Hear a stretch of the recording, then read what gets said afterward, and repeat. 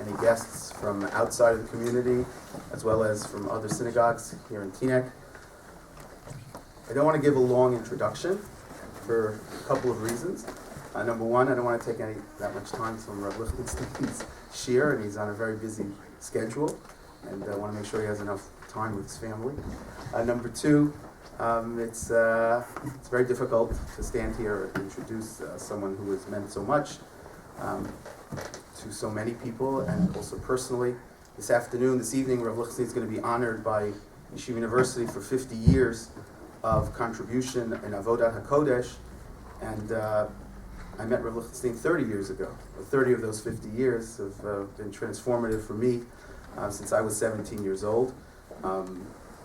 And deciding where to go in Israel, and Rav Lichtenstein spent a Shabbat at YU, and the number of us, many of us who live in this area, Chaim Jachter, Howie Jachter, Eli Weber, and many others, we spent that Shabbos and we were transformed into Talmidim already, even before we had gone to the yeshiva. It's very special on two levels also, so I just want to say a quick word.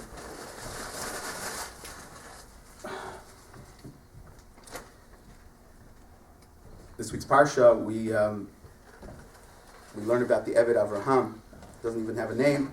Doesn't have the name Eliezer. Chazal tells us Eliezer, but in the text it says Eved Avraham. And what's fascinating about Eved Avraham is, on the one hand, Avraham gives him a tzav, a tzivui, he gives him a command, but it's very short. It's a couple of psukim. But the rest of the Parsha is what the Eved Avraham does himself, and his impact on trying to bring Rivka home to make the shidduch for Yitzchak. And of course, there's something very powerful there, that Avraham, on the one hand, empowered the Eved Avraham. Avraham empowered his student, his Eved, servant. So Avraham, as Rabbi Lamb always spoke about, Rabbi Soloveitchik, Avraham was authoritative without being authoritarian. He, in effect, was able to give the Eved the wings to be able to do that. And that's Rav Lichtenstein's, one of his great things, besides everything else, Miktzat Shvacho B'fanav, to give his students the ability, on the one hand, to learn at his feet, and at the same time to take their own paths and wherever that they'll take them, with that great teaching and that great inspiration that he's given us. And Rav Lichtenstein, for all of us, is kind of, any time that we've heard him, Rav Lichtenstein, we have a kind of dual reaction.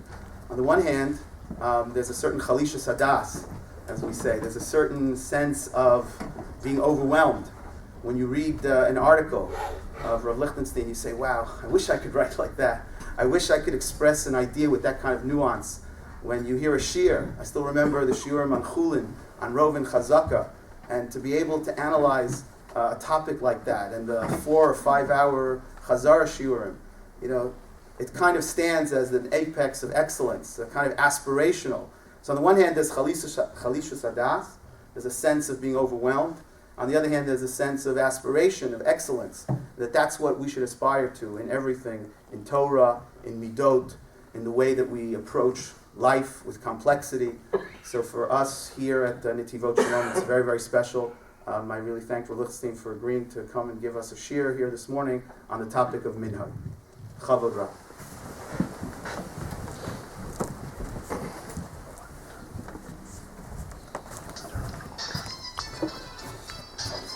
Everyone should please turn off their cell phone.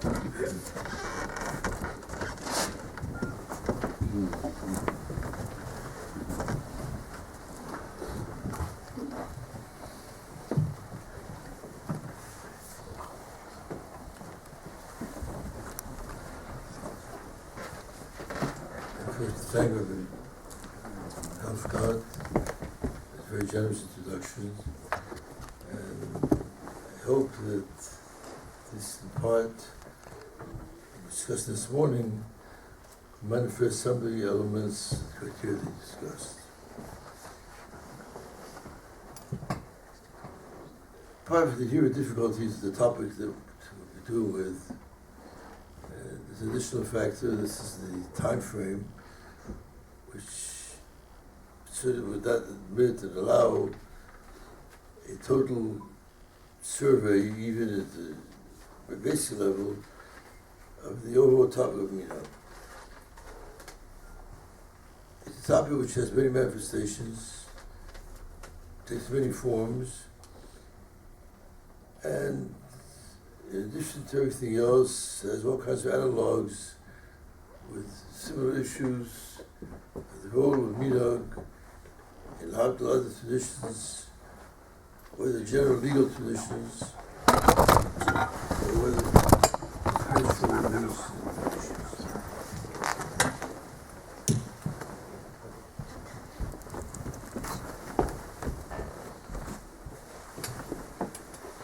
Moreover, it's an area which has attracted, in recent times, systematically and to some extent comprehensively, the attention of people in different areas of life.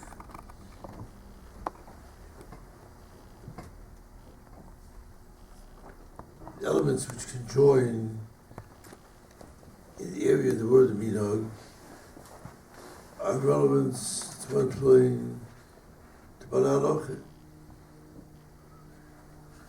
I say Bala Halacha, that's so breaks down to two. Those who study, develop the raw material of Halacha, the word of Halacha, the basic texts, sugyas, Rishonim, etc. Also Bala Halacha to the Pesachim. Minhag inter alia is a factor in deciding between conflicting opinions, and that is a ballgame in all itself. But it attracts not only Bali Halacha. Historians, for obvious reasons, have interest in Minhag as well. Partly because many of the Minhagim, to a far greater extent that you have in other areas of Halacha, the origin for us, how do we get to them, is through the text of Rishonim. So the historian needs to consult compendia of Sheos Tshuvos, Sifrei Psak, some Sfarim within which the two elements, as first in Yisrael, come together.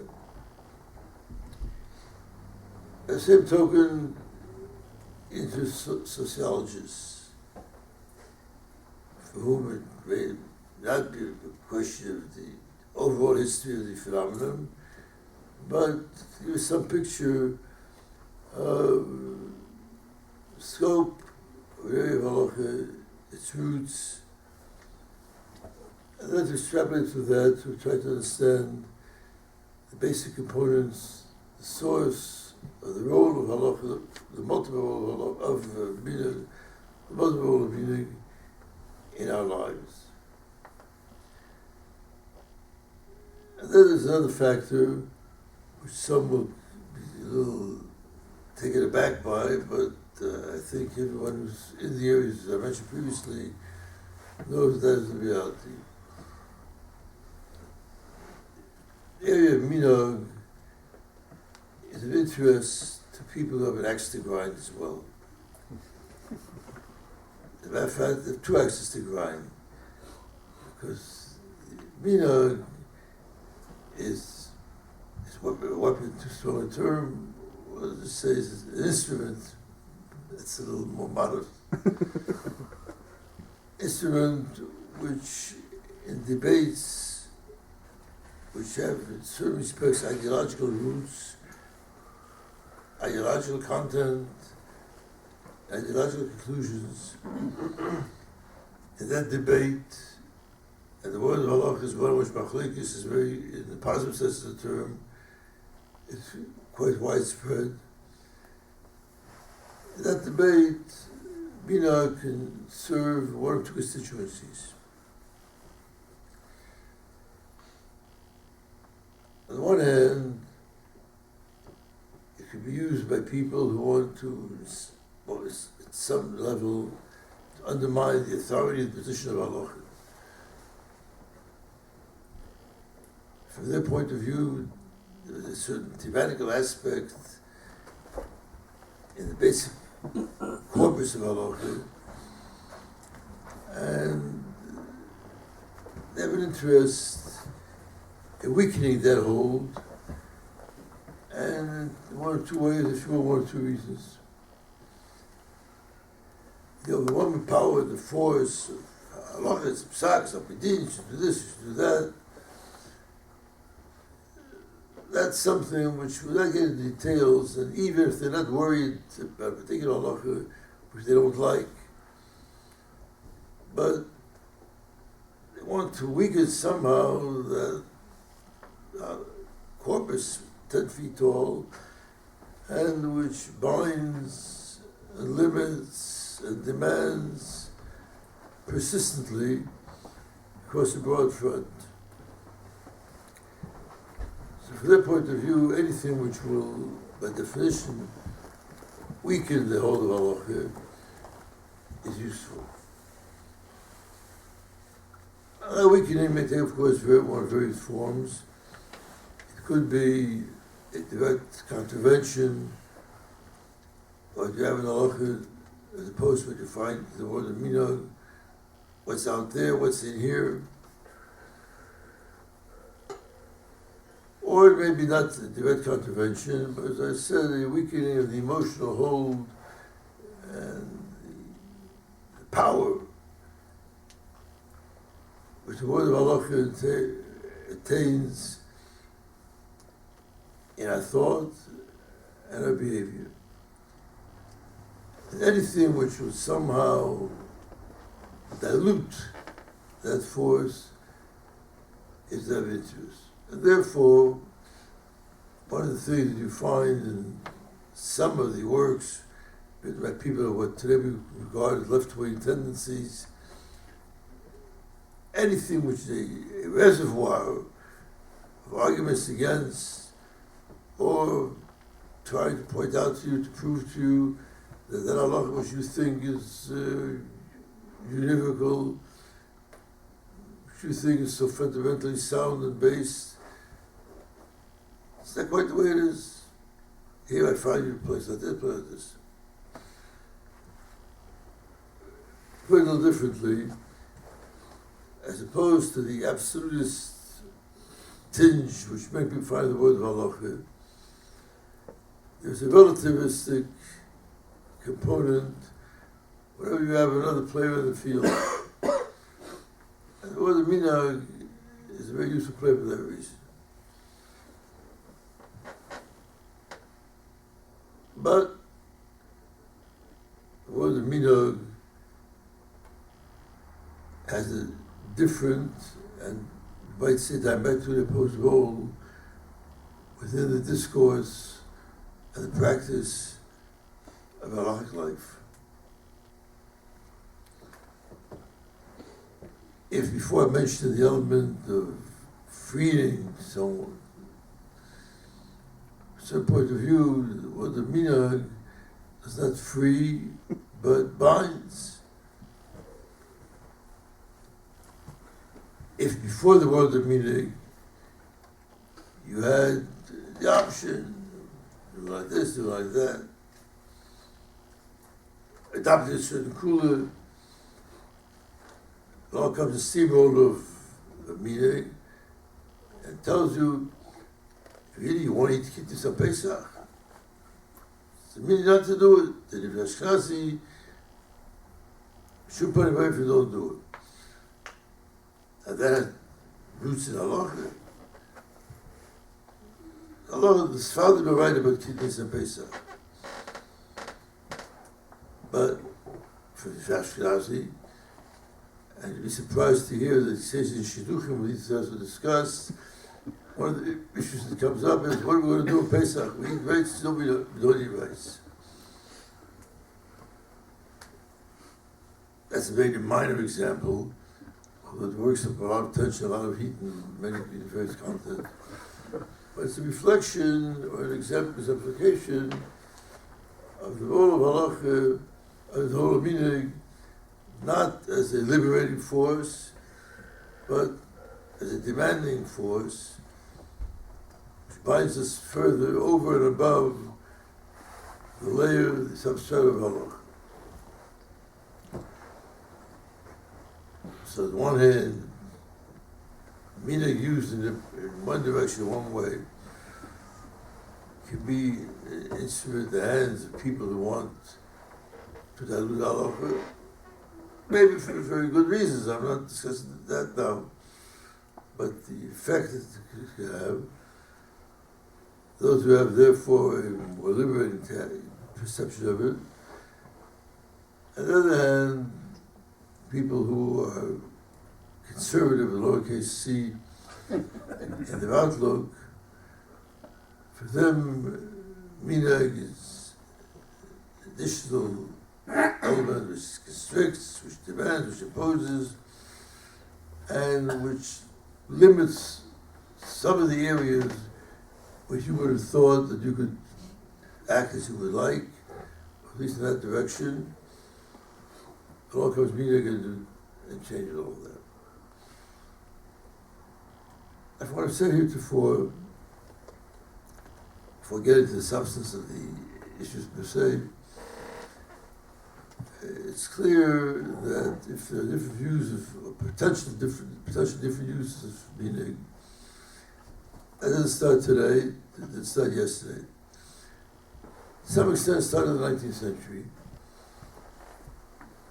In certain schools of legal thought, which in turn, to some extent, relate to certain schools, we'll call that, of cultural thought.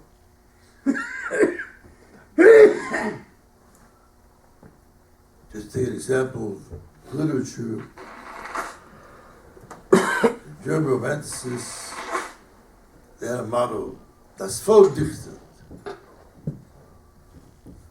It's the nation which sings, not a binding text, whether for liturgical purposes or other purposes, but it's the wellspring, deriving the profundities, the mamakim of a nation. And once you get to that level, indeed you're a romanticist in another sense. Simply an example of more general tendencies. You could do this, explore this in the area of law and various other areas as well. And as the world has become more knowledgeable as far as what are the roots of things that it does now, and what had been done previously, the recourse to texts which testify about meaning, or not always texts, maybe literary traditions, for all of that, minhag occupies its center place. Now, this I mentioned as a general preface, and to add just one element to the general picture.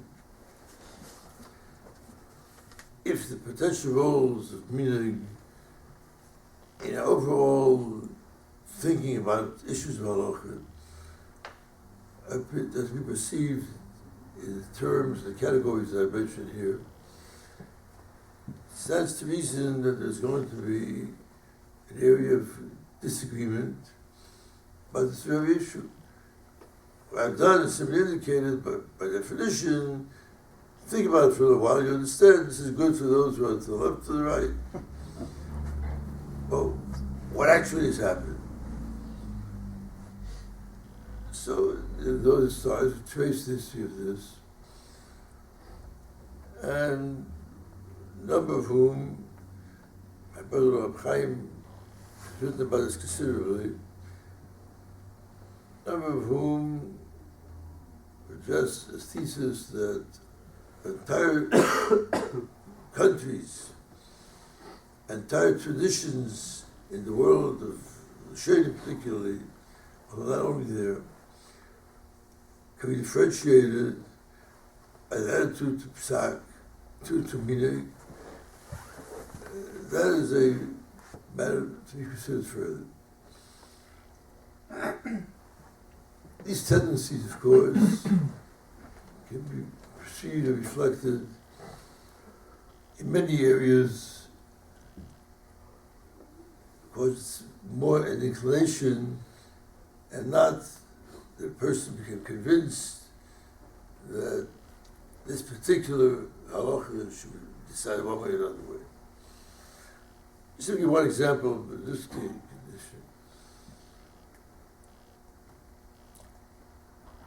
The Gemara talks about the question of making kiddush in shul. Now we pass it, thank you for the kiddush must be made in conjunction with a meal. Whether this is a condition, the interest of kiddush, the interest of the suda, this is 2 days of the training. Maybe that's not all. So the Gemara asks, if that's the case, why do you make kiddush in shul? No suda in shul. The Gemara says, no, wait a second. Guests who come, they know where to stay.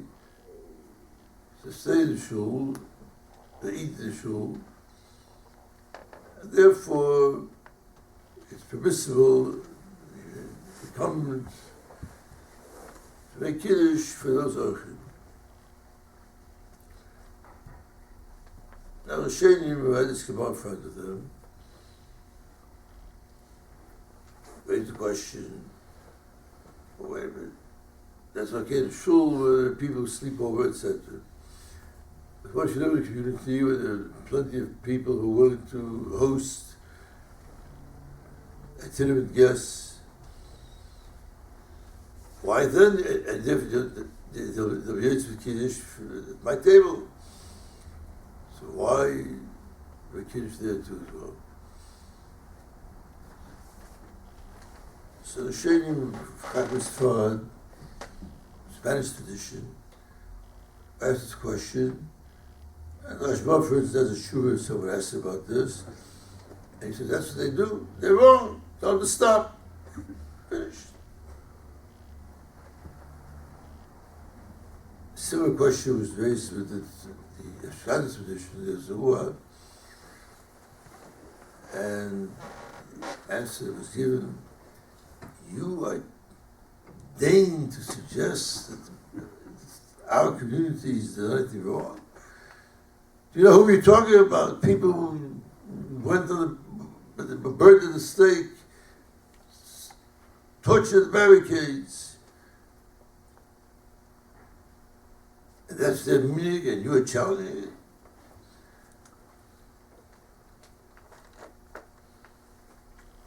So here you have 2 answers given.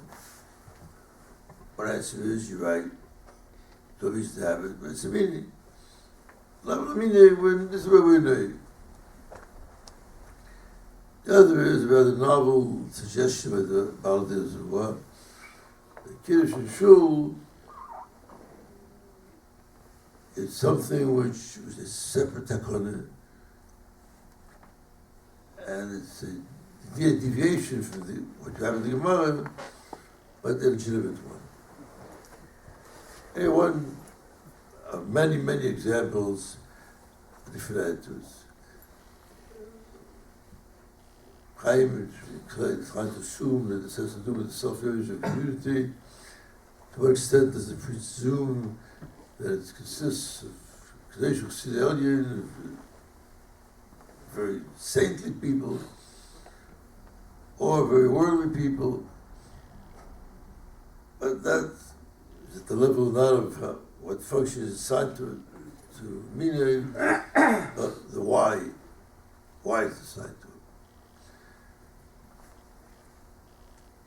it. What I mentioned here before is partly in order to give some sense of the parameters of the topic, which of course includes many, many elements. In dealing with such an issue of worry to comprehend it, which we obviously are not going to be doing, we have to understand, first of all, the facts. How widespread is it? What kind of situation do we encounter it? what functions assigned to it, etc. Second, we're after all fundamentally about halacha, commitment to halacha.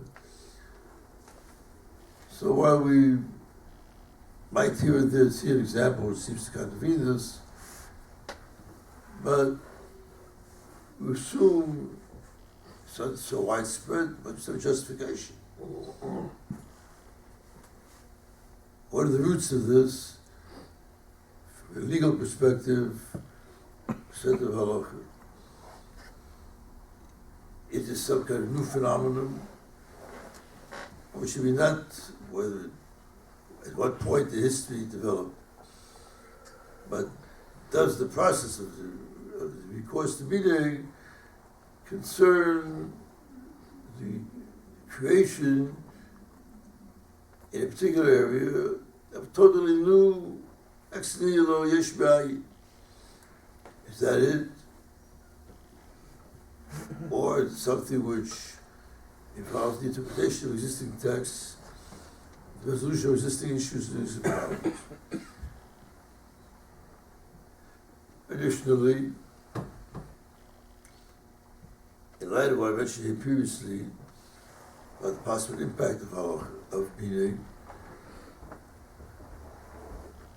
how do we relate to situations where seemingly the Minhag is not an additional layer superimposed on the halachic corpus, it stands in contradiction to it, imperative to it? Do we automatically say it's a Minhag, but it varies for the Gemara? Or do we say, no, well, let's see if we can work it in, if we want to work it in? And that, of course, leads to sets of discussions on the limitations which presumably ought to exist from a strict halachic perspective upon the incorporation of Minhag in the world of halachic living.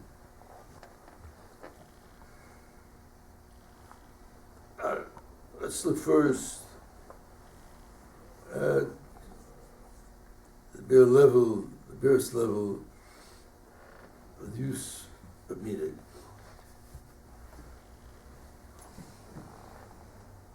Mishnah Baba speaks of a situation in which there is a Minhag Amdina, person hires laborers. And whereas today most societies, developed societies, before they sign a contract, they've got lawyers, batteries of lawyers sitting on both sides, being certain that every jot and tittle is anticipated in advance. That's the way it worked. In Chazal's time, there were no lawyers of that kind, no contracts of that kind. The question arises, what are some of the details of the conditions of the employment? What are the obligations and the rights of the employer, the employee, etc.? We assume there's no question. The Mishnah deals with various elements. Some, what kind of break do they have to eat? What are they given to eat?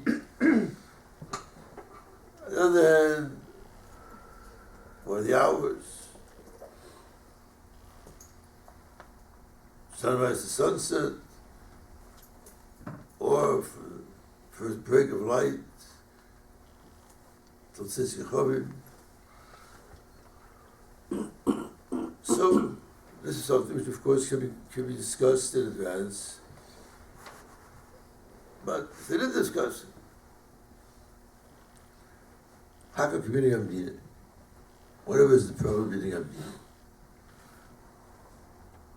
Now that's stated boldly, but obviously a number of situations arise which will exemplify some of the issues which we have with regard to meaning. Number one, well, there's no Minhag Medina. Number two, if there is, what definition of Medina? Medina, geographical location. If a geographical location,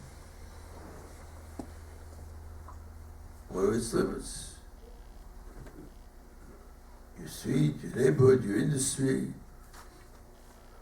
your country. It in general necessarily a geographical element. From a certain point of view, and I've written about this on occasion,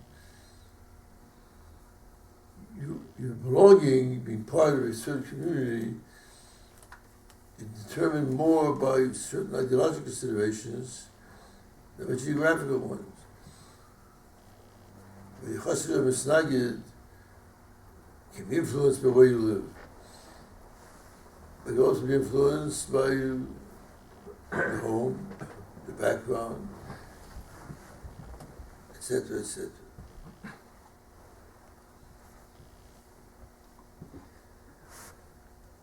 And then, of course, we have a question. What is the basis of the Minhag Medina? Why should that be a consideration? Why should that be a factor? However, Minhag Medina is defined. Here we apparently encounter machlokes amongst basic makers. This is close to the beginning of the Pagim of Amatzir, namely the reason that Minhag Medina has force, legal force, is because it's regarded as if that had been agreed to by the two parties. It's an implicit understanding between them. Now, if this is the case, what you're really saying is that at a fundamental level, Minhag Medina, what prevalent amongst people in your area or your field, it doesn't got much ice. It's only because I've translated that into the equivalent of consent. It's the consent, be it implied consent, which creates the halachic commitment. However, Shalmi, the quote, citation of this Minhag Medina, a source for it, source that rely upon Minhag Medina, meaning to create conditions.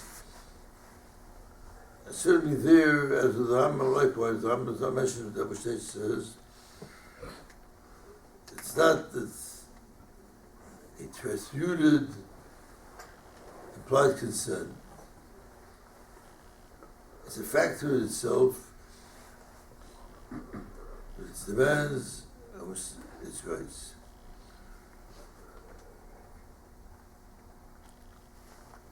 Now another question comes up. Are the limits to Minhag Medina?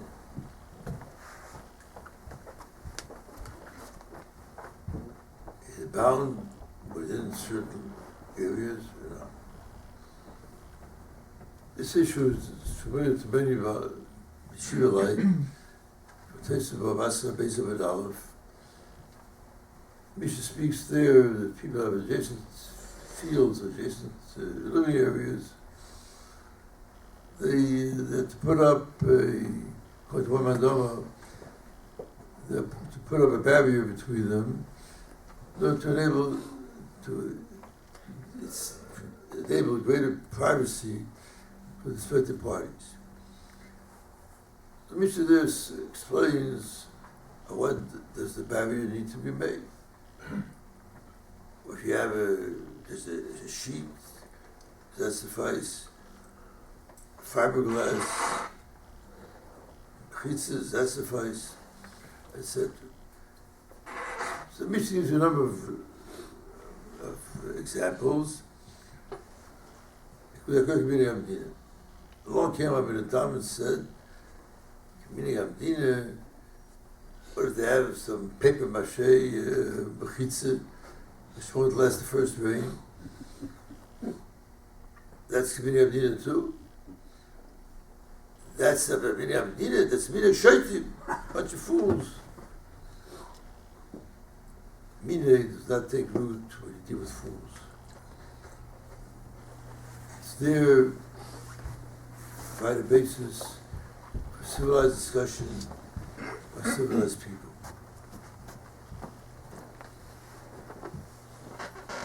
Here we have, among other things, some of the details concerning this particular example. But what's very important to us here is one, more than one formulation, the source of the power of Minhag Amdina, with that which have indicated in Pernia two views.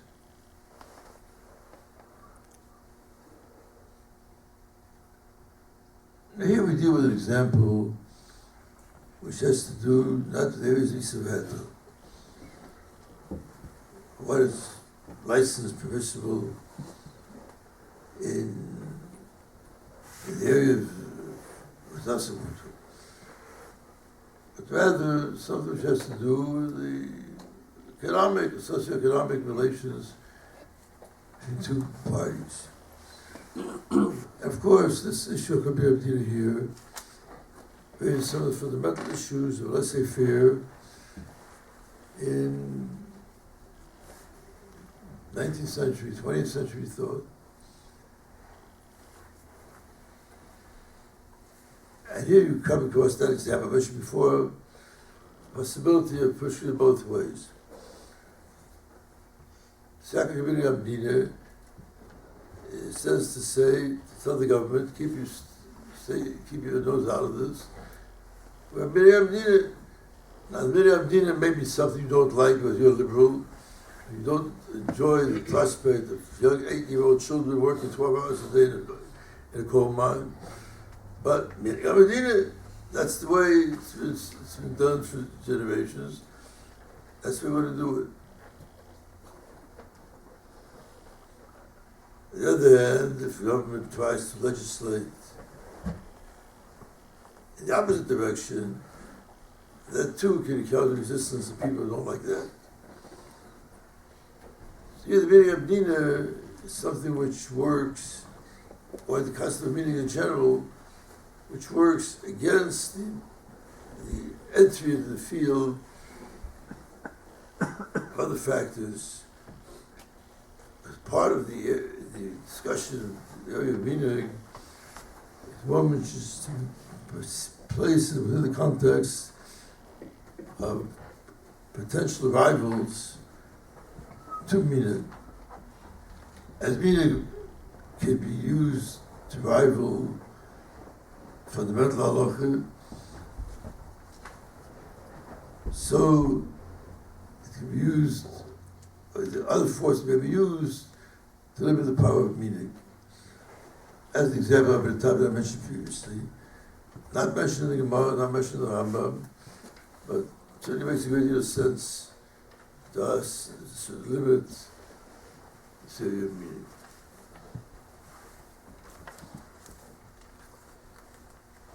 Now, if we get to the question of what are the possible sources of Minhag for power,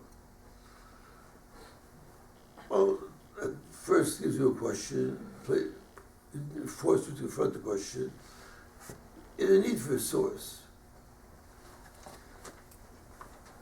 Now here we have two possible formulations of this issue. One is someone who surveys the history of halacha and trying to teach halacha, to learn it, to transmit it in all its multifaceted ramifications. Do we find, and how do we find, in what context, the Minhagim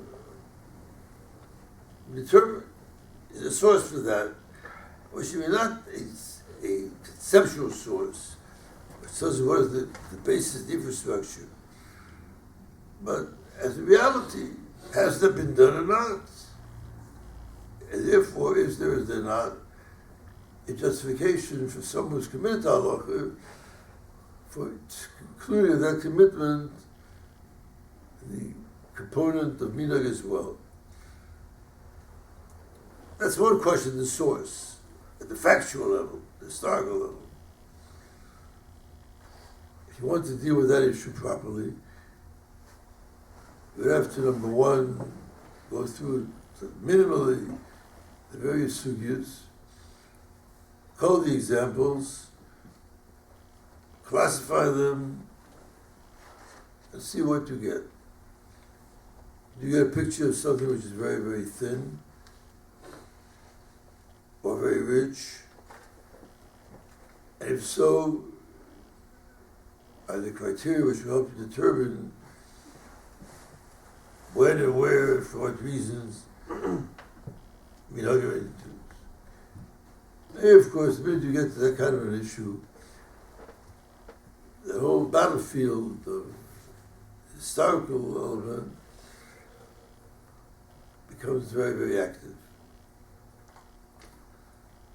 Partly for the reasons I mentioned previously, partly for other reasons. But anyway, it's certainly a matter which needs to be determined. How much weight was given to Minhag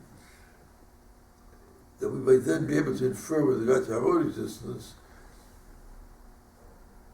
how do we do, and how much license do we have? That is a question of source in other respects. Not from where do we know, can we infer or assert that there's a role, a place for Minhag. It has normative demands upon us, etc. They can be either a freeing or a binding force. Apart from that, the question is, what's the motive for it? So let's assume that we find that Minhag is very prevalent. On what basis? So all we do then is pushing the issue from century X to millennia later. The same problem then? What was the justification for it? Of course, if you feel that the world of halacha that you've been learning is solidly based, accurate, you're not going to really ask that kind of a question. Maybe all the minhagim are wrong. But even if you don't want to ask that question, and I certainly don't want to ask it, but we have to know, or do we have to know why are they right? Who authorized us to do it? So you have the two approaches. One approach is to assume that there's some kind of a makil. It will not always be a very sound makil, but there's some kind of a makil. It's actually a makil. Of course, going to Vraka do Shalim, like to quote and name it to a pasuk in Sefer Dvarim, but the Sik Vuli Achash Gavulu Shonim. You can't shift boundaries of your field, try to get an additional slice where the limits are not very clear, which were set by foreigners. What I'm hearing you here is, of course, the Pshuta Shemikra, but it makes it the Shulchan and the Rambam. Aseres Gvul in that sense. We all know there's Aseres Gvul in the modern world in another sense, the unfair competition, etc. But that also does relate to meaning. said Minhag Gavul Shein, according to you have no right to shift boundaries, not just physical boundaries, halachic boundaries, which were set down by predecessors. Now that, of course, introduces a possibility that indeed we should not say, no, we must have a textual basis. But the Rishonim didn't have a textual basis. So to some extent, if you rely upon this text and say, wait a minute, but it's a text, then in itself carries weight.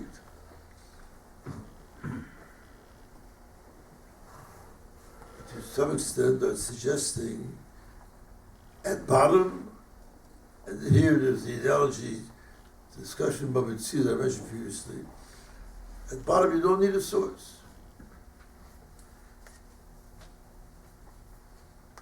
Now here the issues of course arise, what area we're talking about, in which direction we try to move things. Are we talking about some of the Tzugim about Mitzvah, Governor Rishonim in establishing certain economic facts? Are we talking about the world of Yisrael, what is listed and what is not?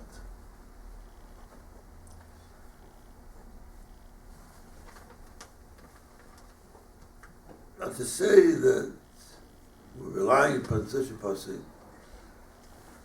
which certainly is a weak basis, totally removed from anything else you find in the whole corpus of halacha, you're admitting that don't really have too much to stand on, but what's the meaning? It's so critically part of the word of halacha that almost anything will do as a general basis.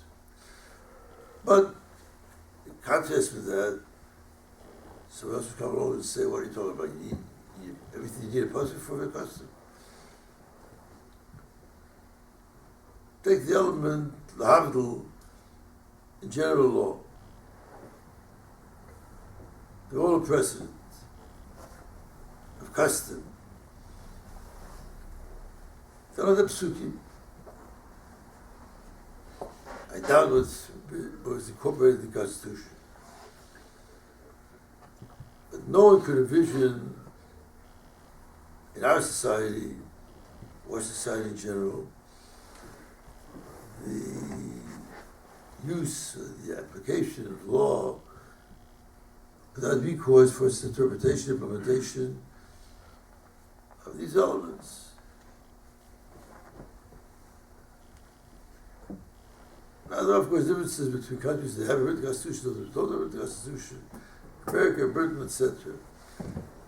But fundamentally, the sense that that which had been written, some kind of force, is fundamental. That a society has a right to impose legal demands. It goes back to Plato. And an almost a self-evident premise. And in fact, what it says is,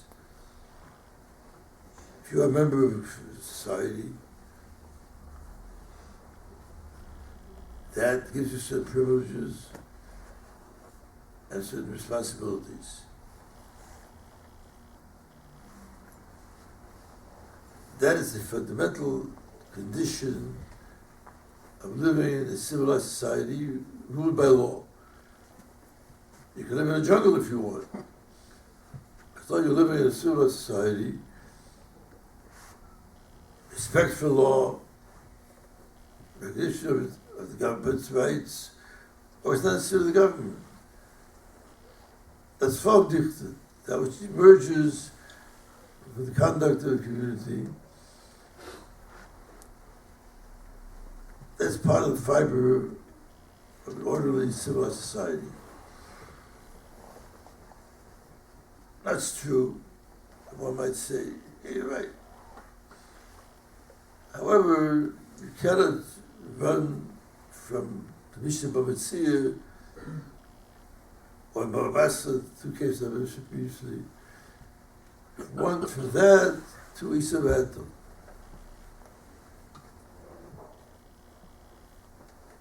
It matters which certain moments in the like. So every person admitting, applying for admission to an orderly society acknowledges that its authority, its power, etc. And that authority does not need to be written to coach necessarily. It's enough that this is the way things have been done for centuries, even if they were not done for centuries. But if this is going to give you a more civilized character in society, you need that. You recognize. In Yisrael is of course a different ballgame, because here you're not arguing for the authority, the recognition of the authority of a governmental and social institution. You argue with something which is the word of halacha. Halacha is not towards people discussed while waiting for the barber.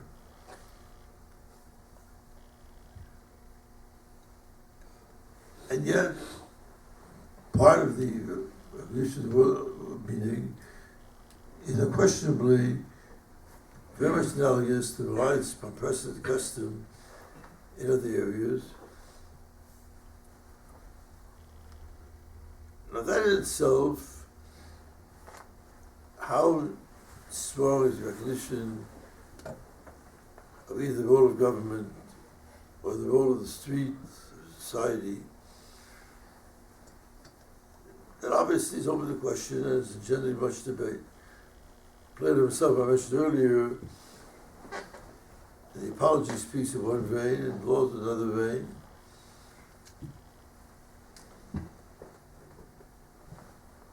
So of course there are differences. But there's some we're not satisfied with this flimsy kind of, airy kind of basis. And some who bring up the heavy artillery, which tells you not only that is this something which has halakhic force, but the force is, I've said, the heavy cannons of halacha, it's the deraisa, not just the dabba. Deraisa, we're mentioning nothing about that. So here, if we are willing to entertain other possibilities, we look, where do we find in the world of halacha something which is in a sense extra halachic? Which I mean not that ultimately at the most fundamental level that you deal with something which is totally unrelated to halacha. It's related to halacha. Halacha itself recognizes the possibility for legislating outside the existing corpus of halacha. Now that legislation may require at a governmental level or social level, some corpus, some institution within which these things are thrashed out. Its own area of takanos and bezin, etc. But maybe not. Maybe the extra halachic dimension is one which emanates from the street, and yet has genuine power because the Torah has recognized that there may be something extra halachic. Where do you find such a thing? So if you were to open a Chumash and look, where are the things which are left open to you, but not left open in the sense that they must be made permanently a matter of license.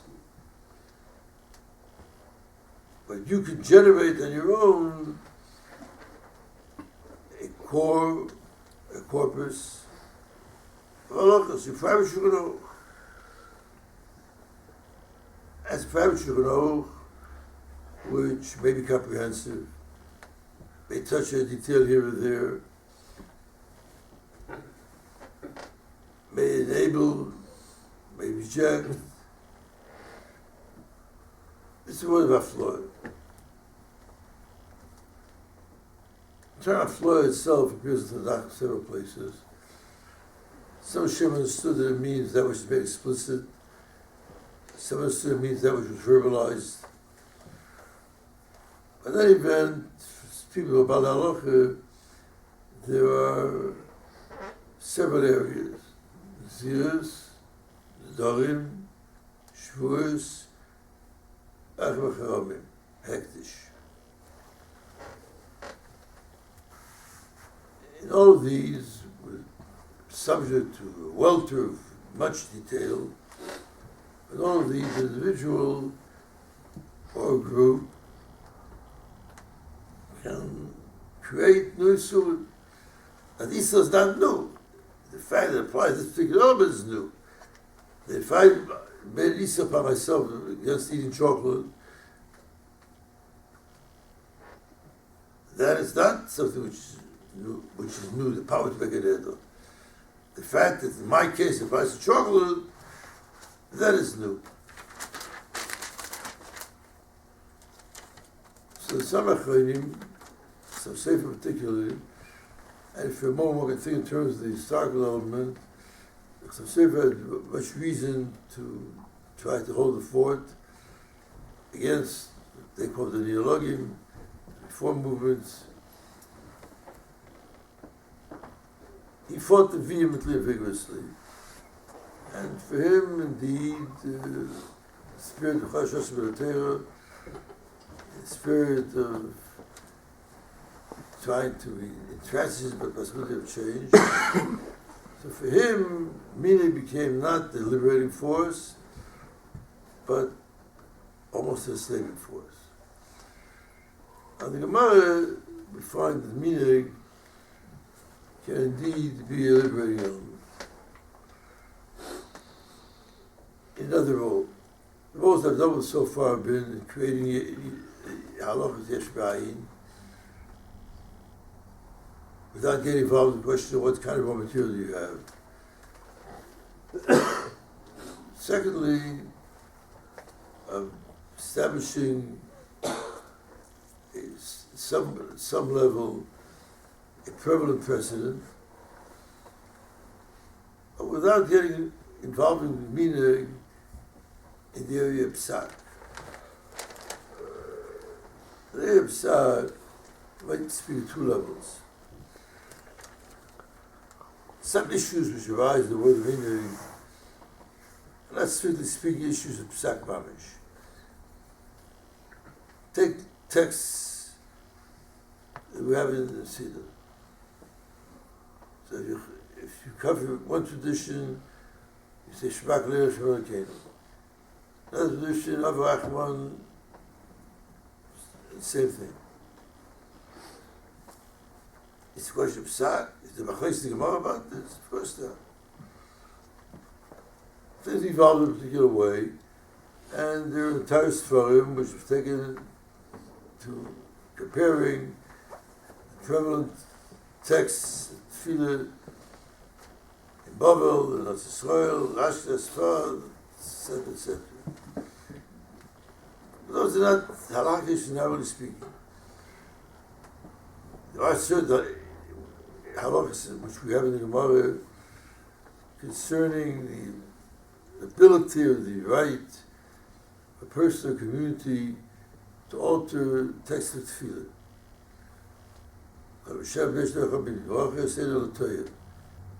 Machlokes amongst Tanoim, just how far you go, most Shir, how far you go. But that's the question of psak, strictly speaking. And the question of rice and paste is also the question of psak. Something which become habituated. But there's also a dimension of deciding between existing views. Now that may be in several forms. One form that there's no psak in the Gemara. But the Minhag in this country was like this, it was like this. With Gemara, it's an open question, and therefore no one is either bound or liberated by it. It's an open field.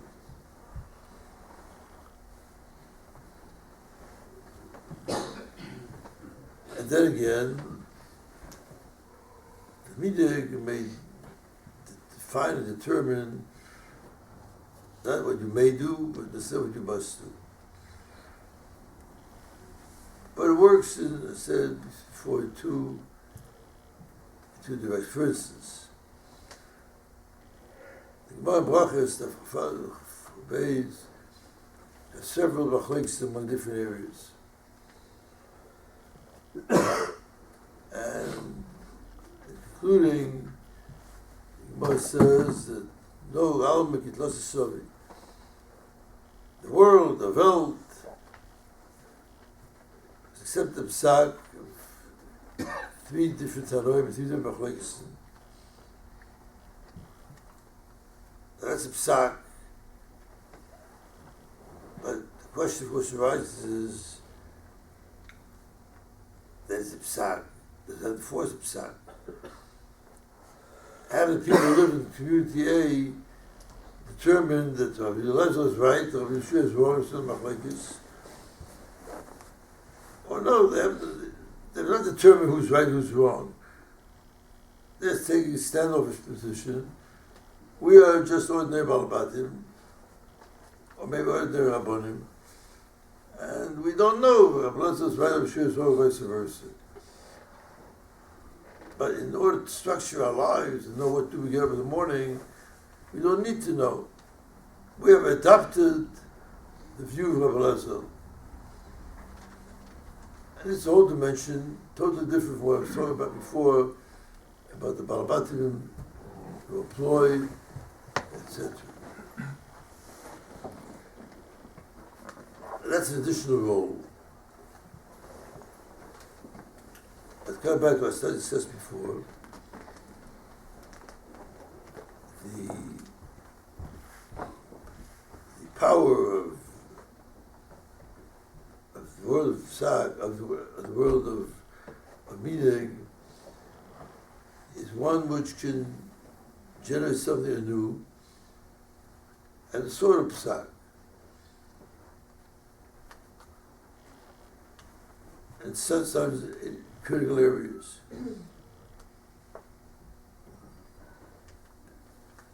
Take first the area of Nidin. The ice couple to avoid relations for a week's time under other circumstances. For various reasons, I don't have to talk about all the details. In the Islamic world, that is gradually at various stages expanded, and for many couples it's 11 days, 12 days. Let's find its origin in Minhag. But a Minhag which employs raw materials which provide the substratum, what possibilities are taken into account, what might have happened, and take the case which is inherently likely to be less common, and give it the status of something which is common, adopted by that community, and needs to be observed by it.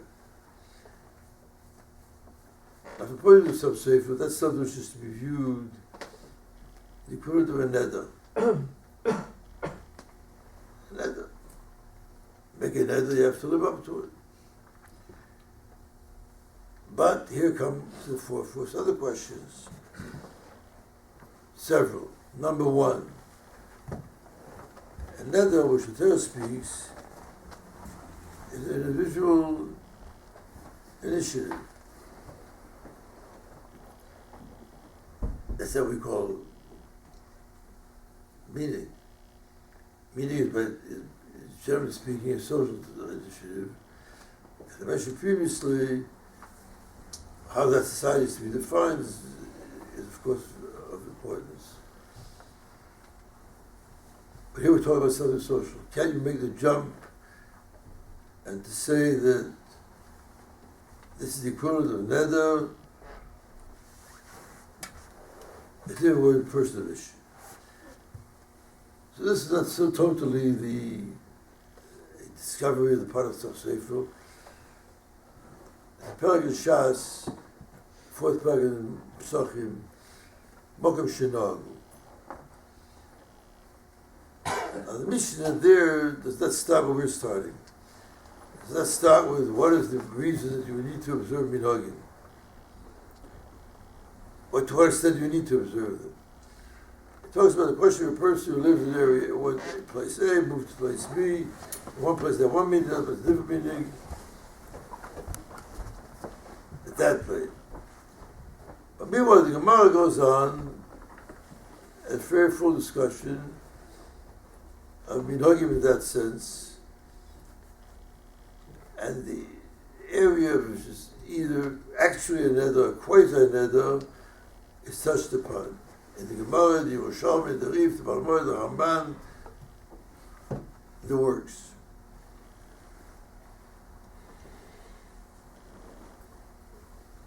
But there are further issues here. If indeed a minhag is grounded upon neder,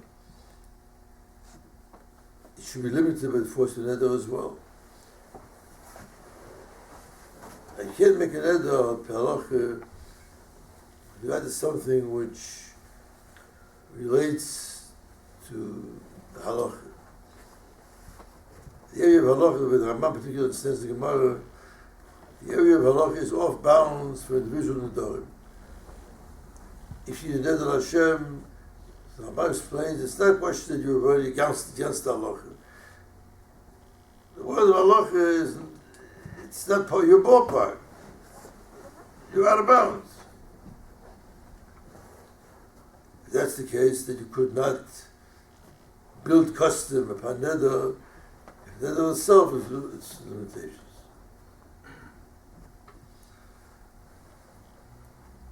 But nevertheless, there are several bases for this. I've said before, either the element of precedent is a condition of one's social integration and the need to adopt local practice in halacha as another. You can't walk in the street naked. You can't adopt minhagim which aren't halacha. What this means is that try to define, at least in very vague general terms, I have not been able to do much beyond that. We have to give thought to the limitations of minhag at several levels. One, you say that minhag is binding in the nature of neder, or the nature of being part of your belonging to that community. But what if I come into that community? I made it clear from the outset, I'm going to live here, I'm going to work here, I'm going to make money here, but I don't buy this local constitution. I have an existing constitution, I have shulchan, etc.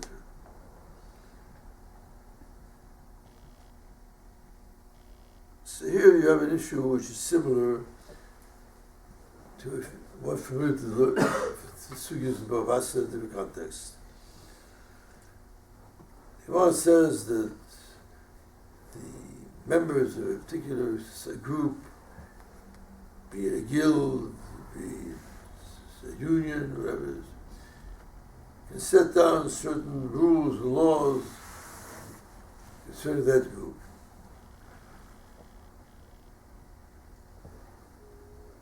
That's the Gemara.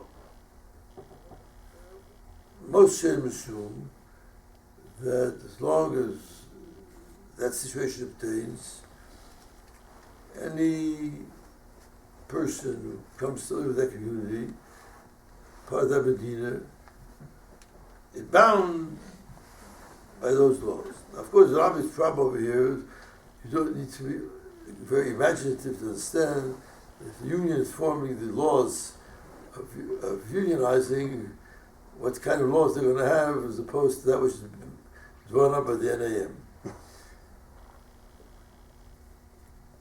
But all came up in a time. I said, why should I be bound? I'm not a member of that union. And even when I'm a member of that union, what commits me to accept a neder is something which I take upon myself. Any acceptance similar to that, if I was there and voted in favor of that particular law, I'm bound by it. I didn't vote there. I think it's a terribly poor law, discriminatory, immoral. I refuse to be bound by it.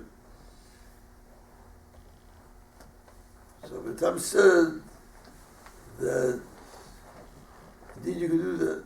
So I'm not bound by it. And perhaps you don't even need to do that. You need, on the contrary, in a positive way, to assert that you are committed by it. In the absence of that, that license of the unions doesn't exist. That's the most, of course, name of it in time. My brother-in-law, as I mentioned previously, is scandalized by this. He says, it's totally inconceivable to have been a time in the Mordechai, about a century and a half, the obvious semi-chaotic conditions which would arise if each person could define which laws he accepts, which laws he doesn't accept. Impossible that would have not have been discussed by other Shia. So he conjectures that there was a late intuition, insertion, whatever it is. But here the question is, again arises, why are you bound by Peter or not? On the other hand, there is a famous text of the Ramban, Mishpat Aharon, which explains the basis for legislation, even to the point of the death penalty, by a central governmental agency or by a broadly based social agency. That's what Rabban said that I said. He does not talk about it so much in the context of Minhag, more in the general plane. He said, I'm not yet touched, I'm not going to, on the issues concerning changes you make, whether the community wants to change. To what extent do you tell people who want to change the present law, present meaning, tell them, you're bound by parents, etc. And these are matters of great import and wide scope.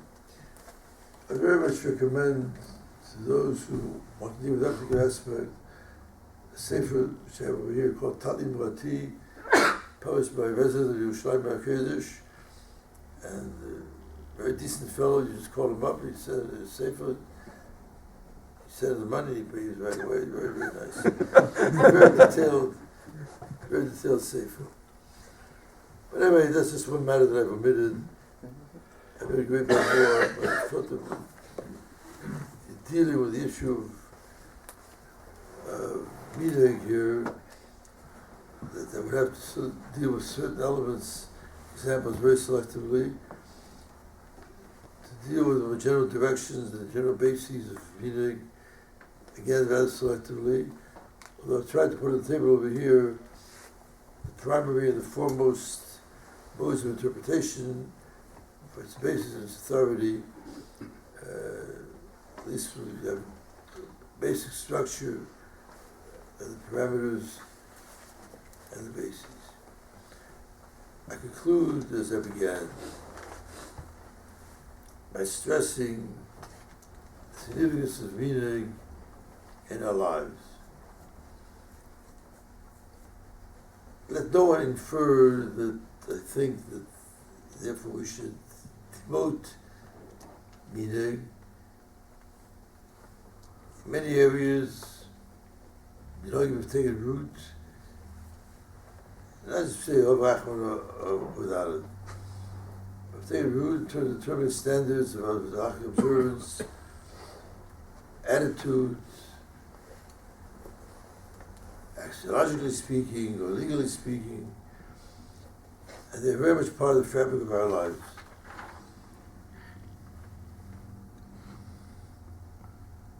There are some which in the course of time have changed, some Nakula, some Nachumra,